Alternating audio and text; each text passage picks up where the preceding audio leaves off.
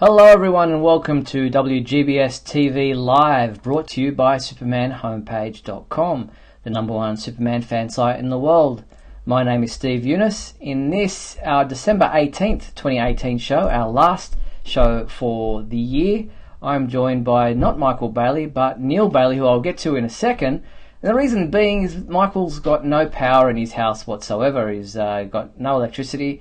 So he's unable to join us tonight, but at a pinch, Neil has jumped in and to help us out, and we really appreciate that. And Michael will hopefully be able to, if he gets power back in time, join us and conclude the year on a high. But in tonight's show, we're going to be covering a range of topics, including some of the updates about Henry Cavill and Amy Adams. We're going to be talking about this latest Superman comic books, the ratings and fallout from the Elseworlds crossover, and so much more. We'll also be turning to you to take your questions and comments on any particular Superman topic you'd like to discuss for the final show of the year. And let me introduce you to tonight's co-host, Mr. Neil Bailey. Hey, Neil, how are you? Hey, everybody. Whoa. My nefarious plan to destroy Michael's electricity so I can take over the show slowly but surely has succeeded. Lucky to be here. Thank you. Well, it's great to have you, and thank you so much once again for jumping in at a pinch. Sadly, Michael, as I said, without power at his house, so the gremlins have jumped in. Yeah, hopefully it'll fix for him soon, and he doesn't have to eat all the ice cream. That could be, all right though. Yeah, that's not a bad way to look at it. Bit of a positive to the negative. Yeah.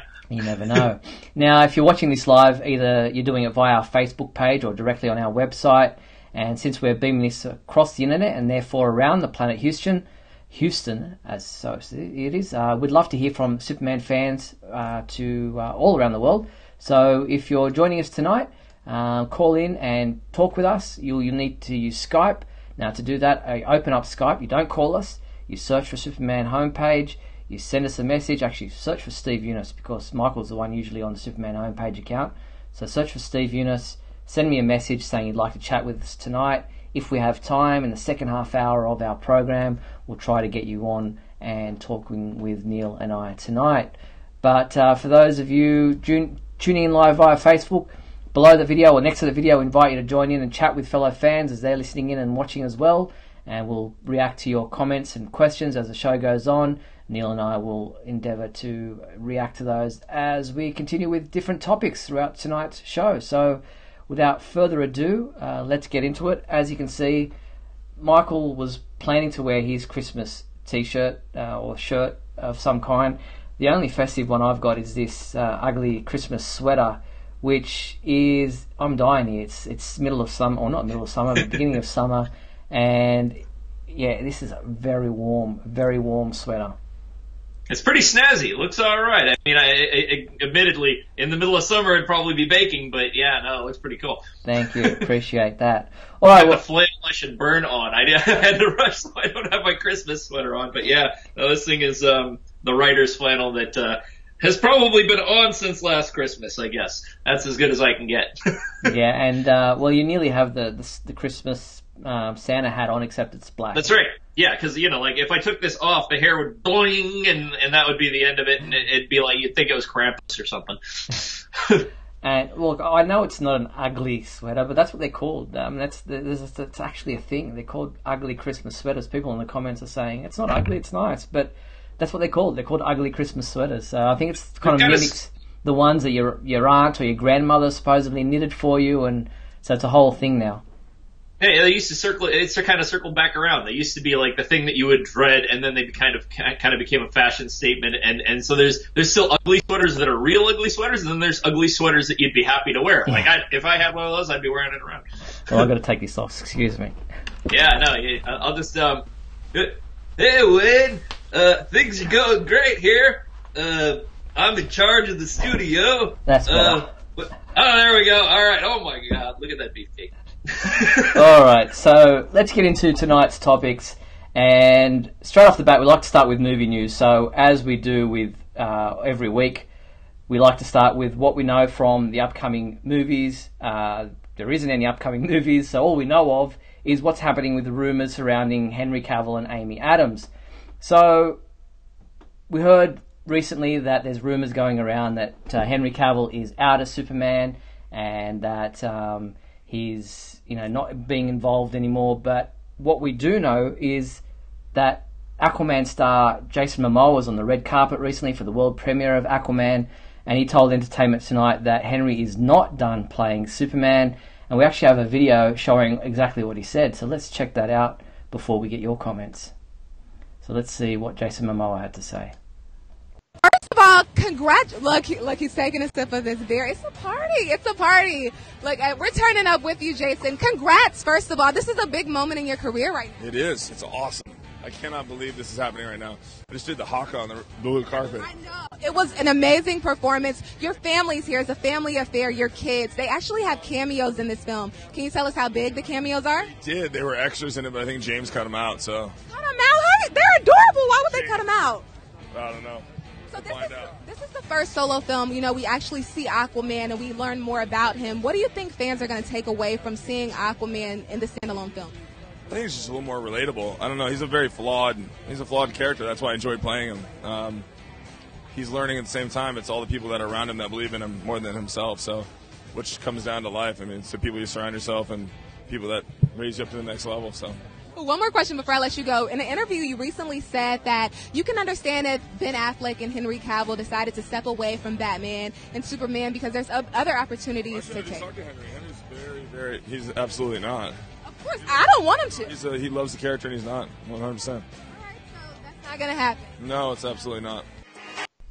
So there you have it. Jason Momoa saying that it's absolutely not true. He's spoken to Henry and he said he's absolutely not leaving the character. He loves the character.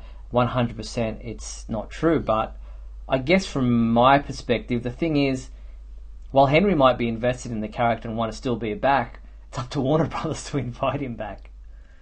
Yeah, it also seems like it's hard to call it official word coming from actors because that's not where the business end of decisions are made.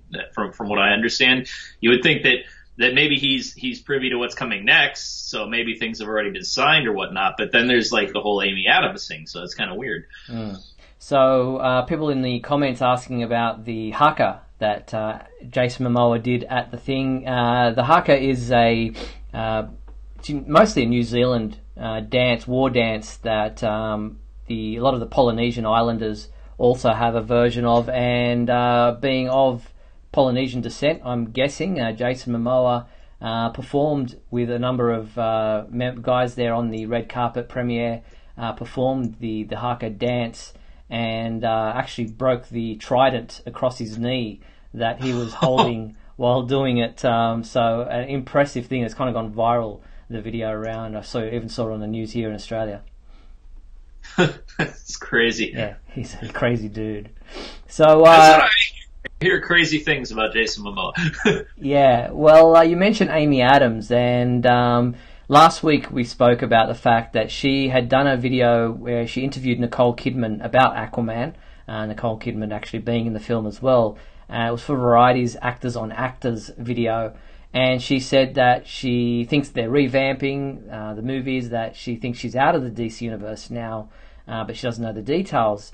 Now, this week she's kind of come back with a bit of an explanation on that. When in an interview with denofgeek.com, she says, you know what's funny? I actually don't know. I haven't had any official conversation with anybody. I was just talking with Nicole Kidman about it, and I was like, oh, I guess I've got to be careful what I say. But yeah, I haven't had any official word. Yeah, she probably heard the scuttlebutt or whatnot and went public with it without thinking, because I can't imagine they'd be taking it as seriously as we all do as fans. They're probably just like, oh, is this the next job or is this not the next job? So much as, everybody's like hinging on every detail and every spoiler they can find in the fandom world. Yeah, so I guess it's just one of those things. You hear about it, you talk about it, you kind of get caught off guard because you're just chatting with a fellow actor, and you forget that you're on camera, so to speak, and then you mention something off the cuff, and before you know it, it's gone viral. Everyone's reporting on it, saying that she's out. But as far as she knows, she actually doesn't know anything official. She hasn't heard from anybody at Warner Brothers saying, look, you're not coming back. But she doesn't know from anybody there that she is coming back. So I guess it's just a wait-and-see approach from Amy Adams. Sure, and even if they do have an official word and they gave it to her and she knows exactly what was planned, that doesn't preclude them from canceling it or changing it depending on the performance of Aquaman or Shazam or even just, something Henry Cavill does randomly. There's a million different factors that can change their plans, as Star Wars and other major franchises have kind of proven in the last couple of years. They'll just turn on a dime, so. Yeah, and what are you hearing about Aquaman? From what I understand, there's some early screenings in the US there, or it's already started screening. I believe China went nuts over it. It got $200 million or something like that in the opening weekend. Yeah, I heard about that. There was a huge draw for the fantasy element from what I was hearing, and I've got a buddy who's a penciler who works with me, and he's in the Philippines, so he got to see it early, or early relative to us. And he said that it was really great. It was a fun action story. And we have lots of folks saying a lot of similar things. I'm not hearing the vibe that I got with Suicide Squad, where it's like immediately I was like, oh, this is a turkey, and some people are going to like it, but it's not for everybody. Or I'm getting more of a feel like you got from Man of Steel, where it's like there are going to be people who are very passionate about it, and people who are like, man, but that's a heck of a hill to climb for Aquaman. It's like Aquaman, if you're like passable film, everybody likes to mock Aquaman, and there are people who are like, how dare you mock Aquaman? But there's a reason that Aquaman has a bigger hill to climb. Because as much as people are like, well, don't call him the guy who talks to fish, he's still the guy who talks to fish. So if it's a strong fantasy movie, I think it's going to have some legs. I think we're going to see a pretty big opening, and it's going to be like Wonder Woman, one of the first big DC animated universe movies that doesn't underperform to expectations, if that makes sense, because there's that weird Hollywood math where even though it's doing great money, it's underperforming, like they would say about Man of Steel or maybe Batman v Superman more appropriately. Well, I've heard a number of things, like it's tracking better than Wonder Woman. I've heard that it's that pre-sales are outselling Infinity War even, so I mean that was massive. So I guess we'll have to wait and see just when the actual the numbers do come out officially, and it hasn't really opened in most of the markets. It opens Boxing Day here in Australia, so I know some people are seeing it already there in the US. So really looking forward to seeing just where that goes, because if it does really well, then I imagine that the DC universe of those films that it's connected to, including Man of Steel and Justice League and those, will have to continue, and Wonder Woman as well, because they're set in that same. They've already been launched with those movies, so I guess the better Aquaman does, the more chance of Henry Cavill coming back. Yeah, it's kind of weird. I know that it's the first one that I'm going to go see since Batman v Superman, because just it passes that litmus test that many of the other movies in this universe hasn't, where it's like you can pop it on there and you're pretty sure it's going to be okay for a 5-year-old or an 8-year-old to watch, and yet it's going to have stuff for adults too, which is. You couldn't say about Batman v Superman, really. And it would be hard to say it about Justice League, having seen it.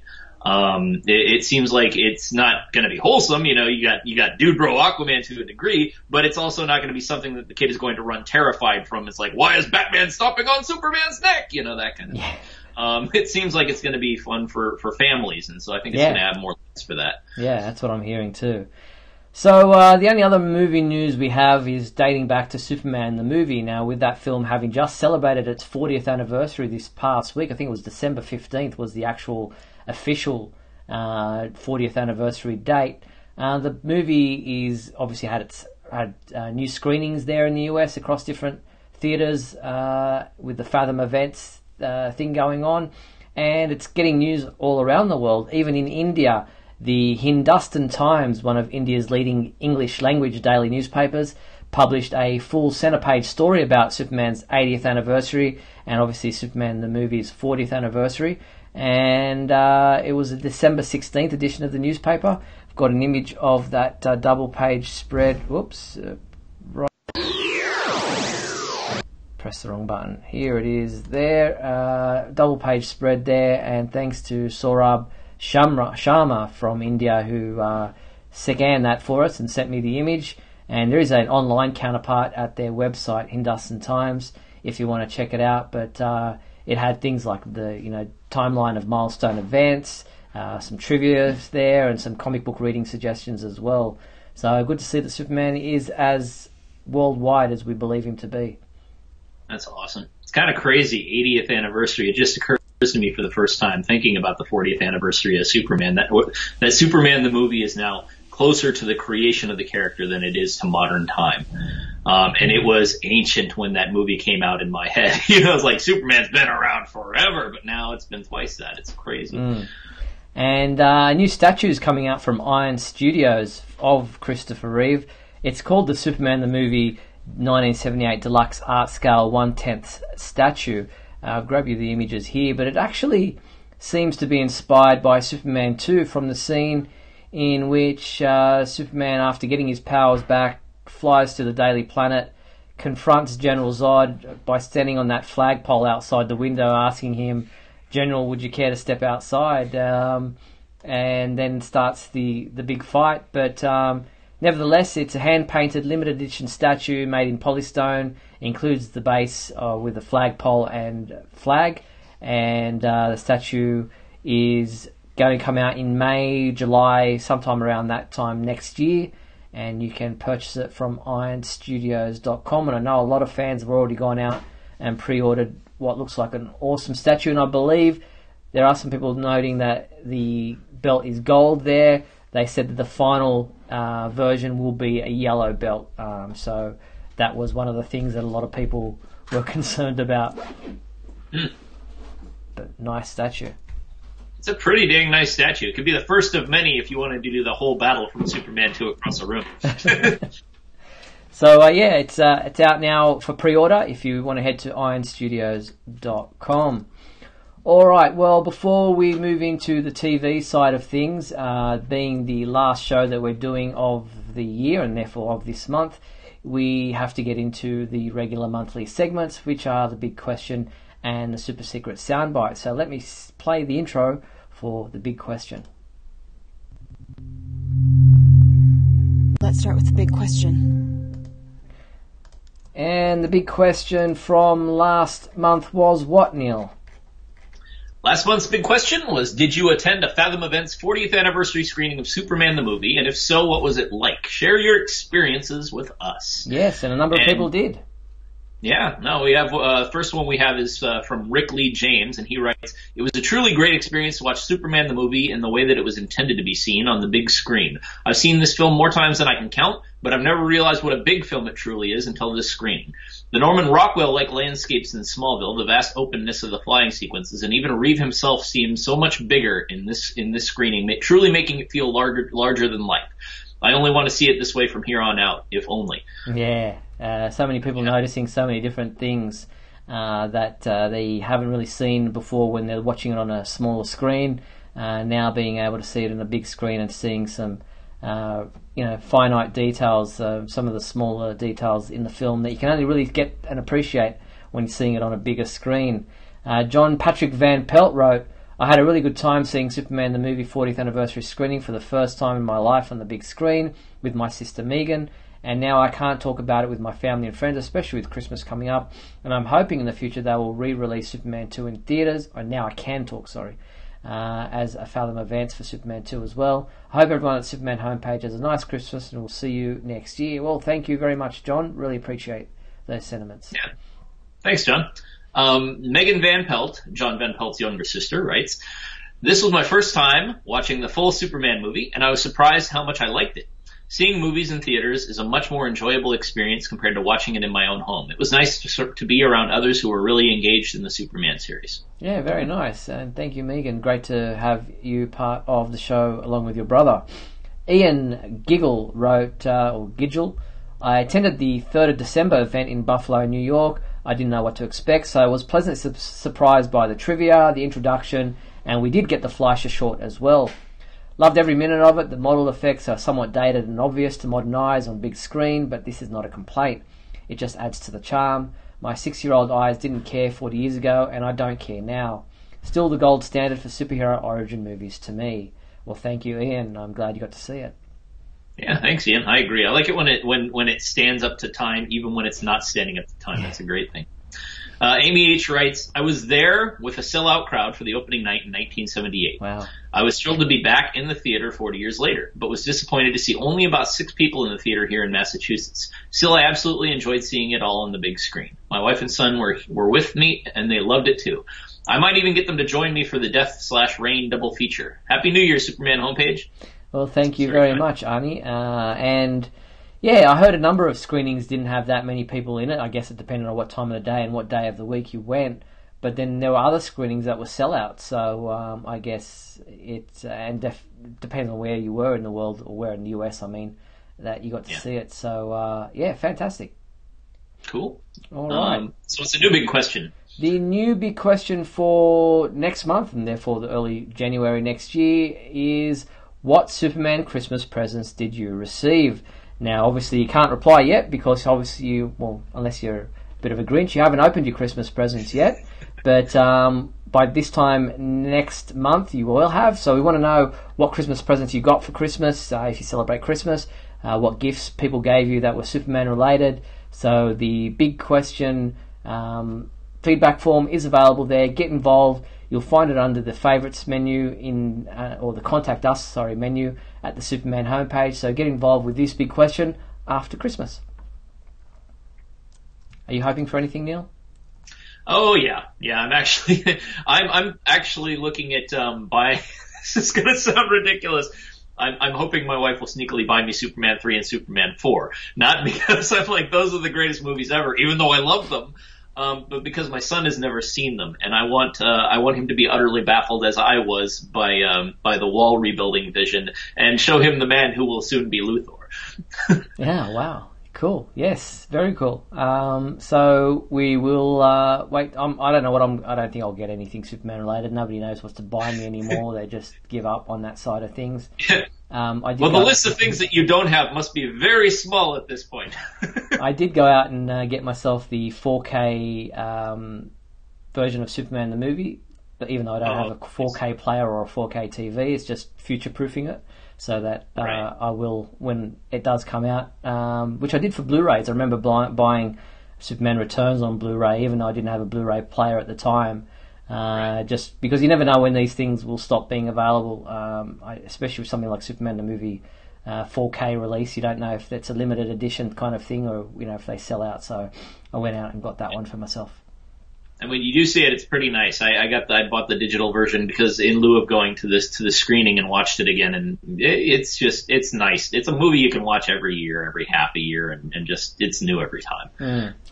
And Justin in the comments is saying, no more sweaters, Steve. Yeah, no, I won't be getting any more Superman sweaters. Not for Christmas anyway, but it's not something you can wear in winter either here because it's Christmassy. So it's like winter here is the middle of the year. So I have to get look at all those guns. They should have just went and flexed and boom, had the thing burst off you in shreds like a balloon. So I have to get a Superman Christmas T-shirt. I know that they make some of these designs in T-shirt versions, so I might get a ugly Christmas T-shirt instead of ugly Christmas sweater. Nice. Yeah. All right. Well, we're almost at the halfway point of tonight's program, so we're going to take a quick break, play some messages, and then come back on the flip side to talk about TV stuff with the Elseworlds ratings, upcoming Supergirl promo, and we're going to get into the comic book stuff as well. So we will be back right after these messages, so don't go away.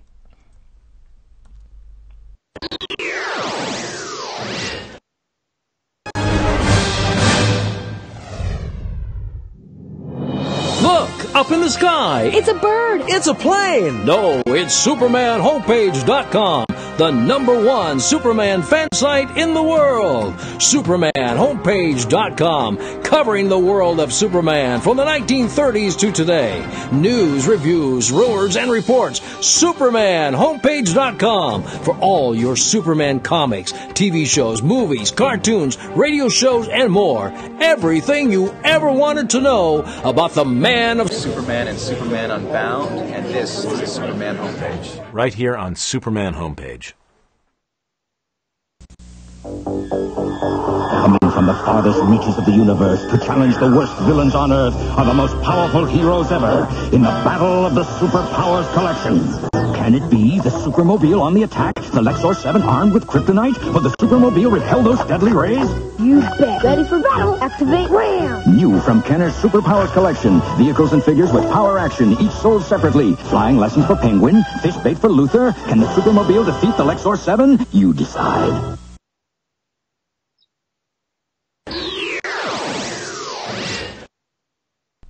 now we're back on WGBS TV Live. Did you have any of those action figures back in the day? That was pretty much one of the things that started me into action figures, was that little Superman thing where I'd go forward and I'd put Lex Luthor in there and just carry him around and smash him into things. And the Lex Luthor mobile, which was like really, yeah, all of those superpower figures right around that era are about, they're key toy times for me as a young lad, like getting those, you'd get them in the bargain bins and you'd get your Penguin or you'd get your Joker or whatnot. But that series was really foundational for me. It was a good set of action figures. Nice. Very cool. All right, as I said, we're going to get into the TV side of things. And the Elseworlds crossover, which Michael and I spoke about it in depth last week, it aired across Sunday, Monday and Tuesday over CW this past week, or last week, and it was a ratings bonanza for the CW, as we expected. Supergirl enjoyed season-high numbers. A total of 2.13 million viewers watched Tuesday night's Supergirl episode, which concluded the three-night event, with a Nelson reading of 0.7, the best of any of the DC Comics TV shows this week. This was also the highest rating Supergirl episode of the current season, and was watched by 1.52 million viewers. The previous one was a 1.52 million viewers with a rating of 0.5. But this episode actually rated higher than any of the Flash episodes that also usually air on a Tuesday night. But I'm guessing that's only really because of the fact that it was part of the Elseworlds crossover. Yeah, and those are pretty good numbers, if I recall. That's kind of like what Smallville had for the last 5 years, and Smallville was pre-internet streaming shows, as I recall. So that's actually pretty phenomenal, right? Mm-hmm. Yeah, no, it's pretty phenomenal numbers. And as I said, Supergirl wouldn't normally rate that high. The previous high was the Season 4 premiere. But nevertheless, obviously, there are Arrow fans, there are Flash fans who maybe do not watch Supergirl, but tuned in because it was the third part of the three-part crossover. So that makes sense that this would therefore gain additional viewers than it normally would. It's pretty cool. The synergy, it's building this, with the Crisis thing, it's just building and building and building. I keep waiting for it to flag or slow down or one of the shows to die, and it's kind of weird that it's surviving and all the Netflix ones went away. It's just so odd to me. Well, everything is going onto the DC Universe streaming service now, including the upcoming Young Justice Outsiders animated series. So that seems to be where all DC are taking their shows. So if anything new is going to come up, I guess it will be on that digital streaming service, which I hope for fans who don't either subscribe or aren't able to subscribe because they're in other countries, that they will release them on DVD or Blu-ray sometime down the track. Yeah, they'd have to, unless they hate money. Even Star Trek went and, they just released that digitally, even though they're like, that's gonna be exclusive right here, and, yeah. Now, there was a big scene at the end of the season, the Elseworlds finale, in the Supergirl episode, which obviously starred Superman and Lois Lane. I'm going to play that clip that Superman fans were talking about quite a lot at the end of that episode. If I can find the... where is it? I'll drag it in. I thought I had it ready to go, but it's not there. So let me drag in this video of... See if I can do a magic trick. That's alright, here it is. Here we go. I'll make the audience disappear. Whoop! No. Wow, you did so much work while I was gone. This place looks amazing. Yeah, well, wanted to make sure it was all good for Mom. Oh. So, Granny and John went back to National City? Duty calls. Well, hope you realize that being a part of the DEO, not being a part of the DEO, you don't need an organization to keep the world safe. And no matter the universe, you and Alex, you'll find a way to have each other's backs. Yeah, you're right. Like, you really are so much stronger than me, Kara. Every time we're together, I see it. Which is why I know what I'm doing is okay. What are you doing, Clark? You need to stop beating around the bush. People like people who are direct. What is going on? I told you we had a lot of fun on Argo. Always. We're all adults. Are you having a baby? Oh my god! Oh my god! Yes! Congratulations! This is so great. So happy for you. And the safest place for Lois to be is on Argo. When the baby starts kicking. Oh, yeah, that would be awful. So you're gone another 9 months? A little longer than that. Look, this fight, it reminded me of everything that I could lose. But the only reason I feel safe hanging up my cape for a while is because of you. The world doesn't need Superman if it has Supergirl. It's actually probably a bit safer. Oh. A study out of Harvard last year said that women respond better than men under competitive pressure. Oh, we are better in a crisis. We're apt to ask questions before punching. Not that you are not totally terrific. Bottom line, the world's safe with you. I miss you guys.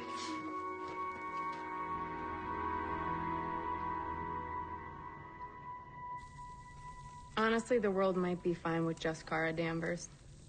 Your cousin ain't half bad. Clark. What? It's burning. Oh, no. Next time, use your heat vision. Oh, you're right. Sorry. I wanted tonight to be special. Why? Because I want every night to be special. I mean, with you. But also special. Forever.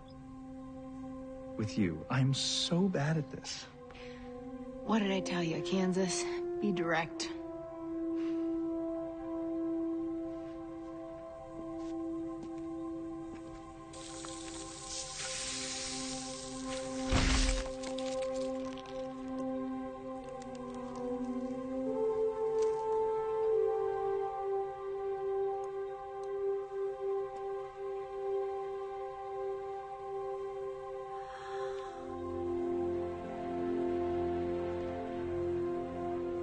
Lois Lane.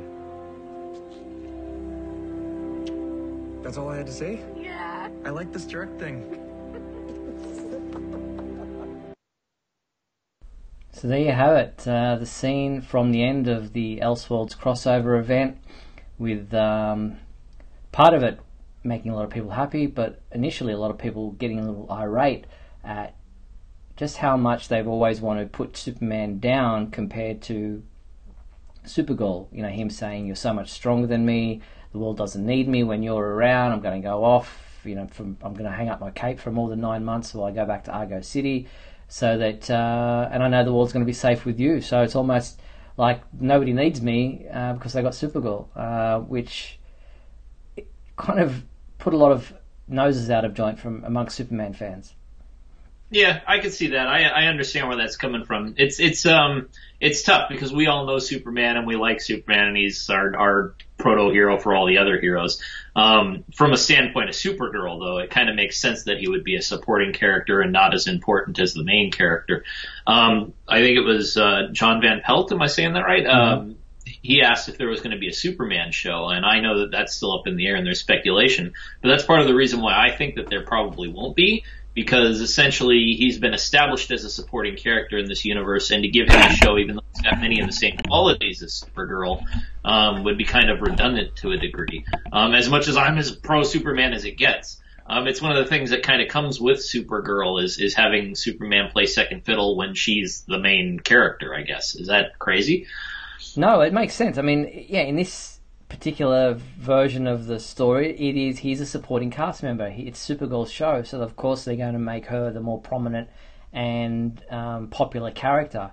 And I guess where a lot of people are getting their noses out of joint is that don't do that at the expense of Superman. Sure, beef Supergirl up, that's fine. She's a proud hero in her own right, but why do we time and time again have to make it like shove it in your face, saying, you're so much better than me, you're so much stronger than me, nobody needs me, you're around, you're better.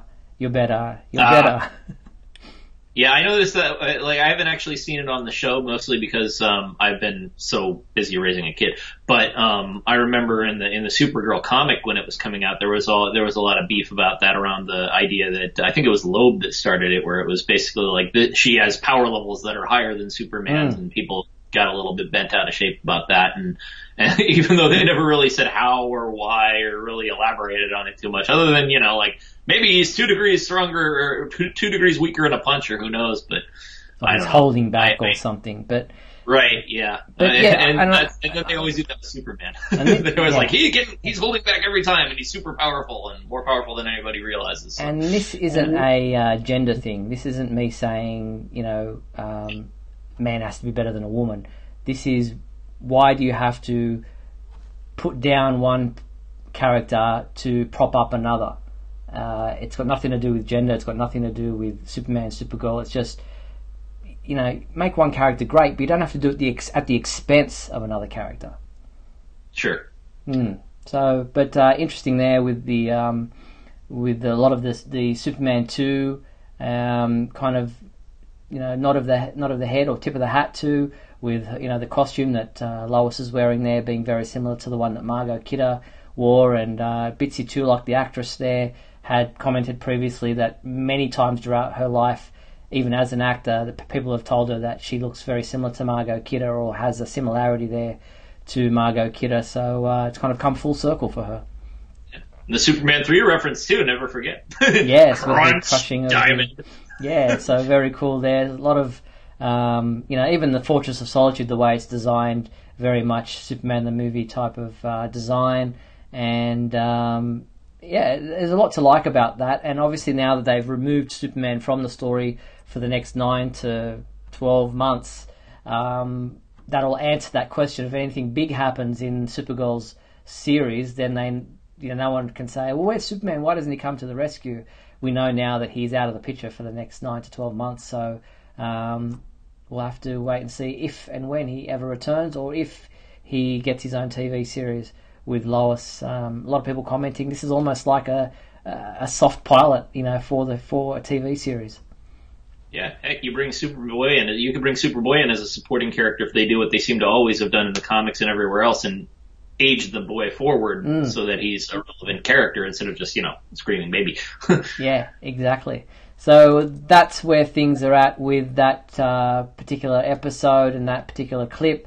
But Bitsy Tulloch, or Elizabeth Tulloch, who goes by the name of Bitsy, posted, it was very active on Twitter this past week, posting heaps of behind-the-scenes photos and even a video of her time filming not just at the Kent farm, which was the original farm that used in the Smallville TV series, so they've gone back and given a nod to that show, but also at the fortress there. She's posted some behind the scenes photos while they're filming, just taking some really cool behind the scenes images. And that hammer there that she used in the episode, people were saying, it's Steel's hammer or what have you.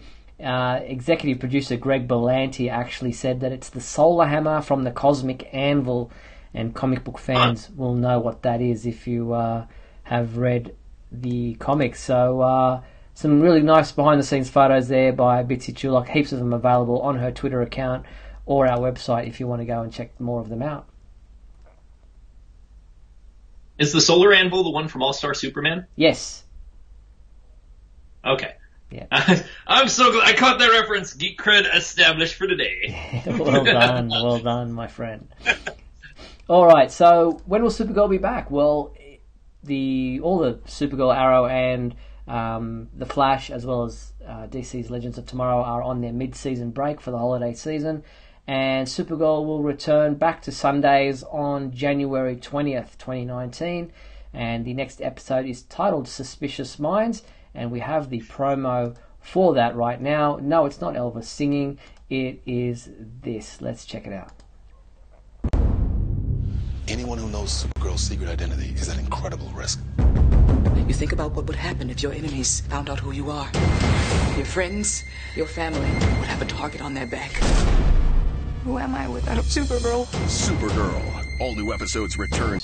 January 20th is when it returns, and it's all about the secret identity issue. And we discussed last week with Michael and I about the fact that it seems odd that everyone at the DEO, pretty much as far as we knew that Kara and Supergirl were one of the same, but now it's obviously not the fact, and it's kind of puzzling us, but it is what it is.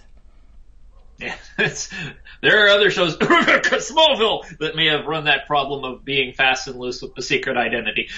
Yes, and that will kick off January 20th, as I said, and we still haven't seen what's happening with that Russian doppelganger Supergirl. We still have Lex Luthor to appear, so there's a lot of things to look forward to in the second half of season 4 of Supergirl. Yeah, no, it's going to be cool. And it comes back faster than Smallville used to, I'm noticing. January 20th. Didn't it used to go like till mid-February or almost March between breaks? Lucky. Felt like that. Yes.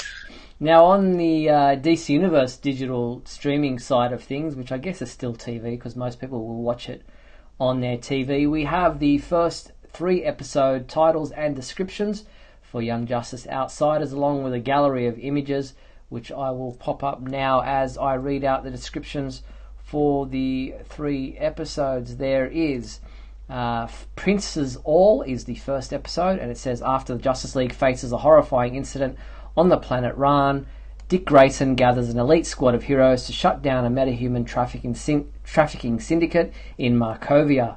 So that is episode 1. Episode 2 is titled Royal We. Dick Grayson, Artemis Croc, Connor Kent and Jefferson Pierce go undercover in Markovia to stop the Bedlam Syndicate's metahuman trafficking cartel before it claims another victim. So there we have Connor Kent involved, which is cool to see. And episode 3 is Imminent Threat.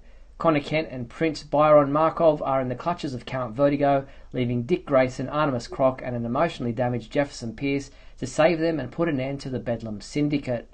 Now, if you're wondering when this all begins, it starts January 4th, so it's not far away. January 4th, premiering exclusively on the DC Universe digital streaming service, dcuniverse.com. Looks pretty cool. I cannot wait for Young Justice to come back. I love that the first 2 seasons. I thought it was such a good series, and I thought Cartoon Network did such a disservice to the fans by stuffing up the scheduling the way they did. Yeah. No, I hear nothing but, like, that's my favorite show from a lot of people, even non-Superman folks. They seem to love that as their go-to DC show. So hopefully Superman will make an appearance in that, as he did in some of the earlier seasons, so early episodes of those seasons. So we look forward to Young Justice returning. And yeah, Brad, I agree with you. We'll have to watch some other way here in Australia. Not sure how that will happen, but maybe one of the networks here, one of the maybe Cartoon Network or somebody will pick it up, or Fox 8 or one of those that usually airs the DC programs. All right, well, let's go into the comic book side of things. And this past week we saw Superman number 6 come out. That's part 6 of the Unity saga. And I know that you've read this one, and so has everybody else, so there's no spoilers this time around, Neil. I can't believe it. What did you make of this comic book? I think that it's falling into Bendis' typical pattern. I've noticed that. I think Michael commented on that in the review, and I think I agree. For good or for ill, he has a setup where there's a very big burst of energy at the end, and a lot of talking that reveals character in the middle. And then at the end, there's a big shock. And the big shock, we are talking about the big shock, I should say. Yes. Yeah. So the big shock being, as mentioned before, they really like to age up the Superboys. And, Bendis has made Superboy, or rather, I guess, their son Jonathan, now a grown human being, which is really a tough choice to live with as a writer and within a continuity, because that leads to almost immediate death or continuity clusters. And they've done this kind of thing before. Like, what was it? Was it Christopher Kent, I believe, the one who became Nightwing. And that was even less than 10 years ago. And I'm just unsure what the goal of this is, other than, maybe doing a Haldeman's Forever War kind of thing with Jor-El or what. But I actually trust the writing enough to give it a shot and see if they have a new spin on it or can make it work. I haven't been really like the final battle with Rogol Zar was a little bit. I mean, it was an artfully done setup, but it seems like his powers are still ill-defined, and other than he can just throw everything that we have right back at us, I don't know exactly what his powers are. In the same sense that, well, I mean, at least Doomsday, if you look at Doomsday, had a very defined set of powers in time. Like, he would adapt to things, and at first it was just he was so powerful he couldn't be stopped.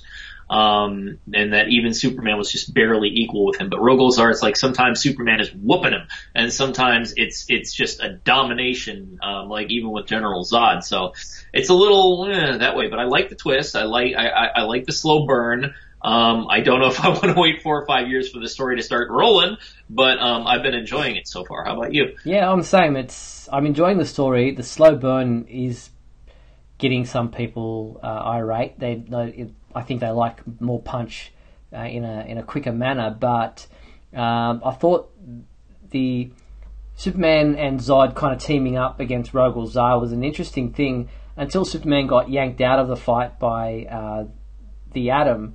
Was it the Atom? Yes. And then Zod's getting his nose punched in by Rogol Zar on his own, and so I guess that's going to tick off Zod even more than, make him an enemy of Superman even more so, the fact that he left him behind, and Zod's not going to know what happened or why, and not going to know that Superman really couldn't get back in, but nevertheless he's been left on his own fighting Zar and the rest of the Phantom Zone crew there, so I'm sure that's going to play out sometime in the future. But I agree with you with Rogol Zar. He hasn't really been defined as yet. We don't really know what his powers are, other than that he's very much on a level that's equal to or above Superman, and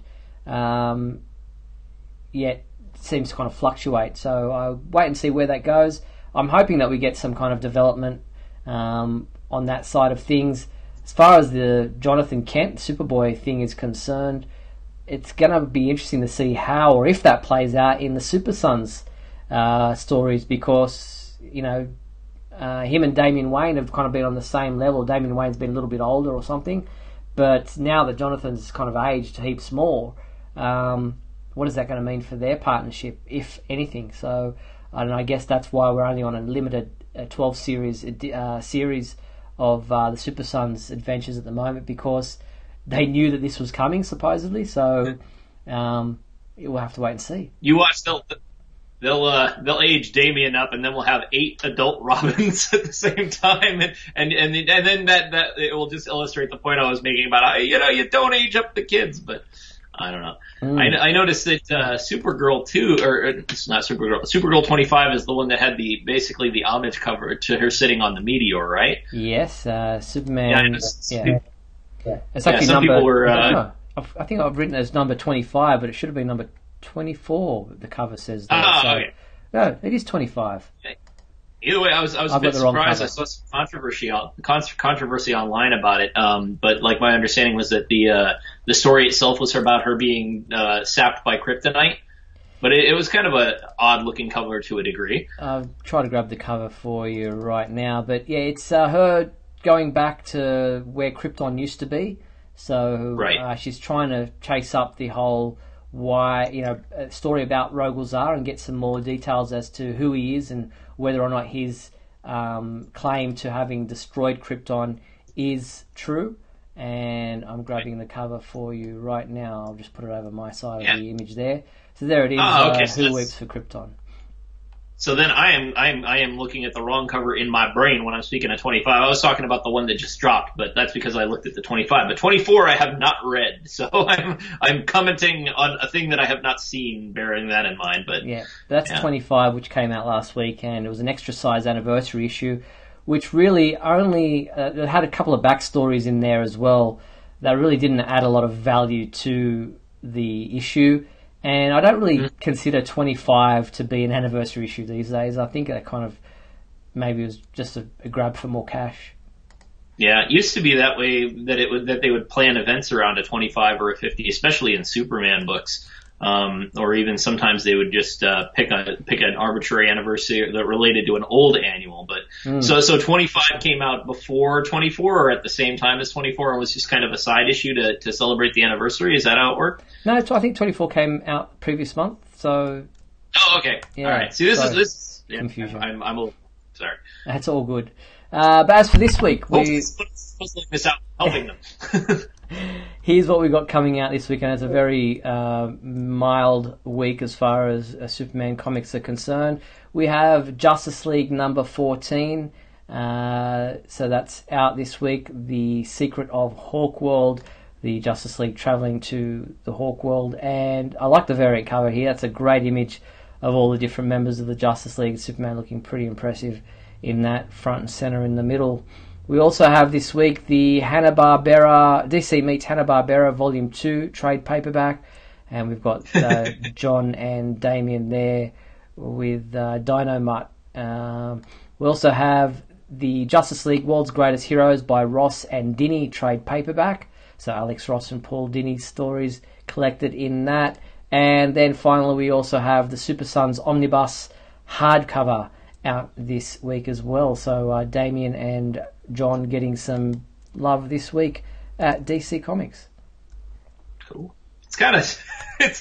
I'm still amazed that they did this Hanna-Barbera series. I'm still sitting there is that real? Is that something you dreamed? Not an imaginary story. And the Looney Tunes one as well. They did that Porky Pig and Lex Luthor crossover, and Superman they got and Tom King.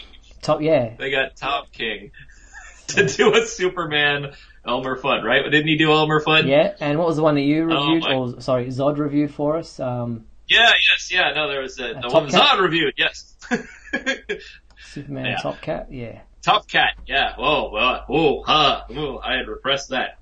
Yeah.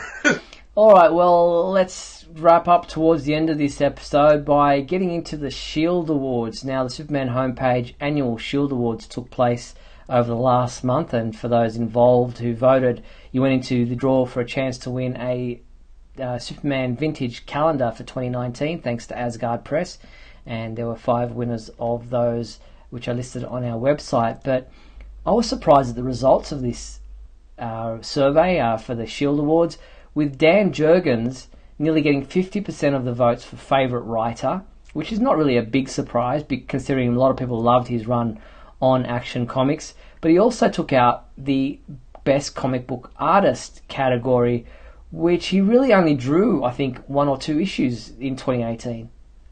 Yeah, it wasn't even like a Keith Giffen kind of I'm gonna plot or I'm gonna do the layouts kind of thing. But it's an easy. I bet it's an easy mistake for people to make because he did so many Superman issues to assume that he was behind a lot more penciling chores, and frankly, I'm sure that the art benefited from his history as a penciler. I know, working with pencilers myself, if you have someone who really knows how to tell a story, they can do a lot for an artist just in terms of script and framing it up. So I think but I would agree. I think that Jurgens did an excellent job. He's basically single-handedly responsible for bringing me back into comics when I heard he was doing this, the Rebirth run. That and Rucka on Wonder Woman, and then reading Tom King and being amazingly surprised with Batman, it just brought me right back into comics. So, I mean, Jurgens deserves a hell of a lot of credit for doing a wonderful job, taking an old fan and bringing them in, and also it was very accessible to new fans. It was just good work. Yeah, it was.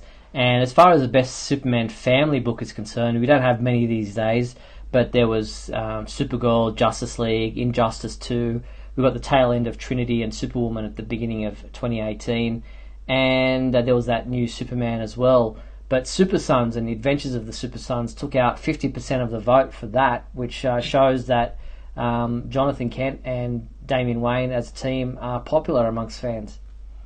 Yeah, no, it's something new, and it gives them a fandom they can latch onto and make their own, where it's not like you're going to see the story that you've seen before, as it's kind of sadly become with many of the mainstays. At least with those kind of characters, it's something new. It's part of the reason why you get characters that are just a step away from the normal really thriving some of the time, like your Miss Marvels or your Ironhearts or these characters that just aren't the way it's typically done, or the way that it's been done with a nice new twist, and it brings people in. Yeah. I think it's good for new fans, and it's good to take things and make them less stale. Agreed. Now, the one I always look forward to seeing fans vote on is the best comic book cover. And I guess it was no real surprise that it was going to be one of the covers to Action Comics 1000 that was going to take it out, because there were so many great variant covers that were produced for the milestone issue. But I was surprised that it was the Jim Lee standard cover that won out with 19.4% of the votes, and Dan Jurgen's own variant cover, the Dynamic Forces exclusive, came in second, but only had 7.5%. So, and then there was a lot of spread throughout the other different 1,000 covers. But Action Comics 1000, the standard Jim Lee cover, was voted the best one by fans. Yeah, no, it's people love Jim Lee. I gotta say, I've and I got nothing against him. He's just never been my particular style, because there's less smiling, Yes. But his rendering is beautiful. That's not to besmirch his work as an artist. It's more just like there are different flavors, and some people are more Ed Guinness, some people are more Dan Jurgens, some people are more Jim Lee, and Jim Lee clearly resonates with more people. Yeah, indeed. So that was the Shield Awards for 2018. We really appreciate everyone getting involved, and don't forget the Superman homepage 2018 survey is currently taking place as well. So if you want to get involved and let us know your thoughts on how the website's going, where we can improve, what we're doing well, make sure you get involved in that as well. But that pretty much brings us to the end of the episode. Before we do conclude, and once again I want to thank you for joining in on us tonight, Neil, I want to wish everyone out there a very Merry Christmas, a happy holidays, and a super new year.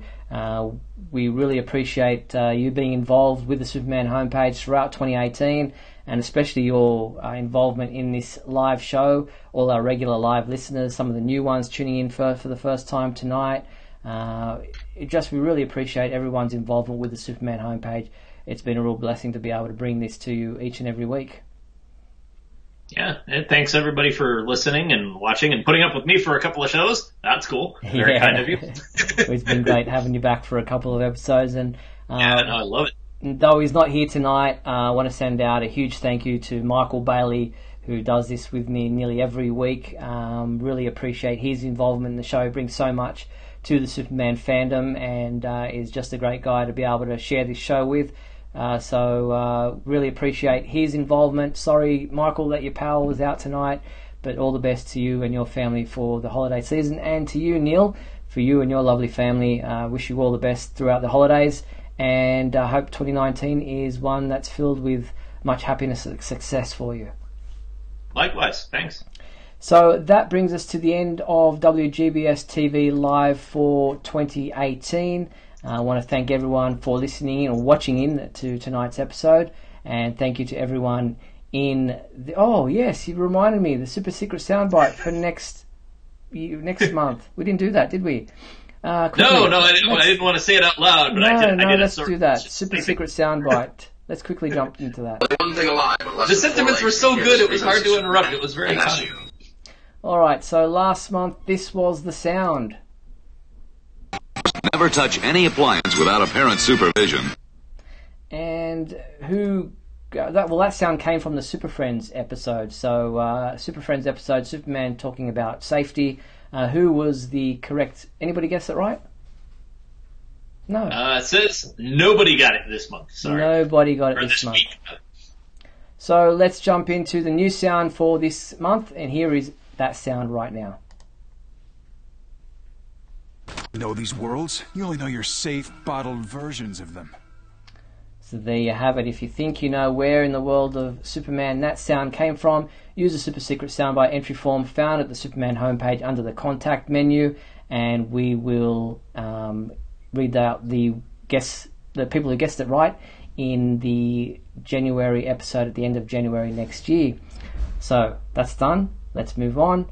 Thank you everyone for watching WGBS TV Live. Thank you, Neil, for reminding me about that, and thank you once again for joining us for tonight's episode. Really appreciate it. No worries. Merry Christmas, everybody. Well, that is it for tonight's show and for the show for the year. A huge thank you to our sponsor and patron, Douglas Meacham. Remember, if you want to sponsor the Superman homepage, please head to patreon.com/Superman homepage. The complete 1 hour video of tonight's show will remain available on the Superman homepage website and our Facebook page if you'd like to watch it back or perhaps miss part of the show. But we'll be back next year on probably Tuesday, January 8th at 7:30 p.m. Pacific Standard Time for another edition of WGBS TV Live. Look forward to speaking with you then. Until then, be sure to check out supermanhomepage.com for all your news updates on everything surrounding the Man of Steel. I'm Steve Eunice on behalf of myself and Neil Bailey. Thank you for watching WGBS TV Live, brought to you by supermanhomepage.com.